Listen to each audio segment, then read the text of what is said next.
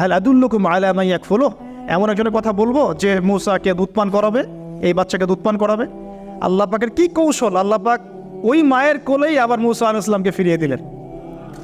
এদিকে মায়ের দুধ খাচ্ছে, ফেরাউনের ঘরে বড় হচ্ছে, আবার ফেরাউন একটা বড় অঙ্কের হাদিয়া তার মাকে দিচ্ছে দুধ পান করানোর জন্য। সুবহানাল্লাহ, আল্লাহ পাকের পরিকল্পনা দেখেন। আমি আসলে বুঝাতে পারছি না ভাই, আমার ল্যাঙ্গুয়েজের প্রবলেমের কারণে মাফ করবেন। অনেক তথ্য মাথায় থাকলে কথা বলাও টাফ হয়ে যায়।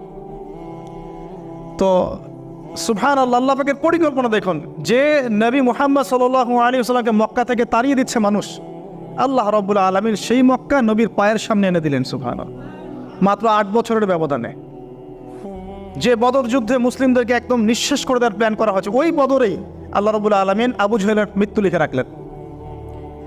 যে ইউসুফকে কুয়ায় ফেলে দিল তার ভাইরা, সেই ইউসুফকে আল্লাহ পাক সেখান থেকে কারাগার, রাজপ্রাসাদ, সেখান থেকে কারাগার,